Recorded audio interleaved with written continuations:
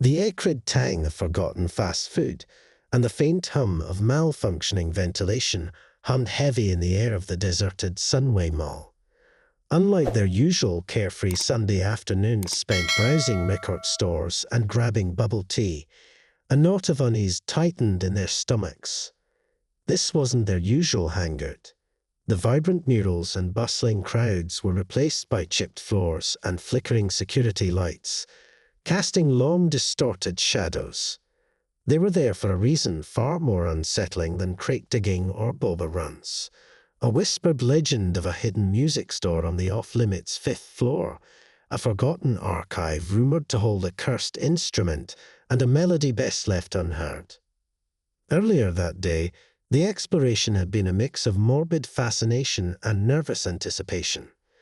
Rusted security gates hung askew at the entrances of once popular stores, and faded band posters clung to the walls like ghosts of forgotten concerts.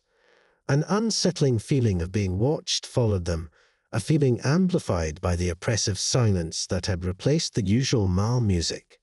Kai, the self-proclaimed music prodigy, felt a tremor of unease gnaw at his gut.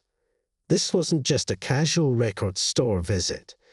It felt like a descent into a forgotten musical necropolis. His friends, Nadia and Alex, usually enthusiastic and fearless, shuffled behind him, their faces etched with a growing fear that mirrored his own. As the afternoon sun dipped below the horizon, an unnatural chill seeped through the air.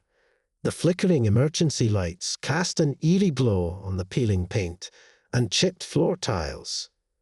A prickling sensation of unseen eyes ran down Sarah's spine. This wasn't just an eerie exploration. It felt like a descent into a forgotten musical purgatory. Suddenly, a distorted, melancholic melody echoed through the deserted corridors.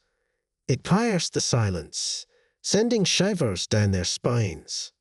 Panic surged through them as they followed the sound towards a hidden staircase tucked away behind a boarded-up music venue. The air grew colder, and a faint, spectral glow emanated from above.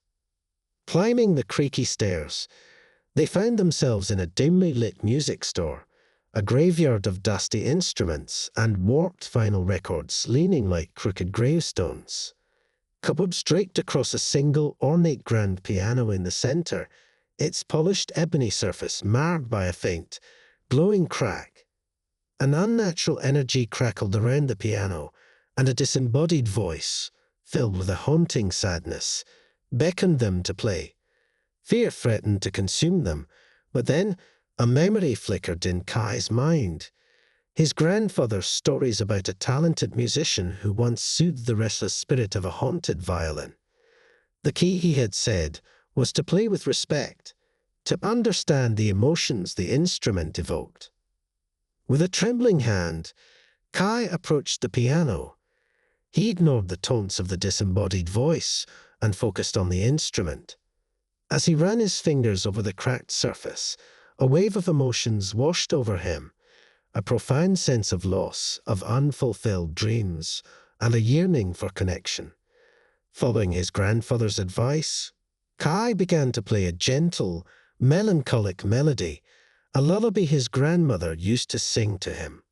The melody resonated with the piano, its cracked surface glowing brighter with each note. As he played, the spectral form of a young woman materialized behind the piano. Tears streamed down her face as she listened to the melody. The disembodied voice faltered, replaced by a mournful sigh. The air in the room grew lighter, the oppressive feeling replaced by a sense of peace. Finally, with a soft final chord, Kai finished the melody. The spectral woman smiled faintly, a hint of gratitude in her eyes. Then, with a soft chime, the crack on the piano's surface disappeared, and the faint glow faded. Relief washed over them as they ascended back to the familiar floors. The experience left an indelible mark on them. The whispers of the abandoned mall became a chilling reminder of the stories held within forgotten instruments and the emotions they evoke.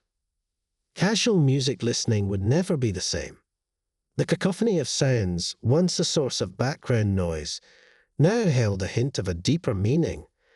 But it also sparked a newfound appreciation for the power of music to heal, to connect, and to give voice to the voiceless, a constant melody echoing in their hearts. A song not of mindless consumption, but of empathy and the importance of listening to the stories whispered in the forgotten corners of the world.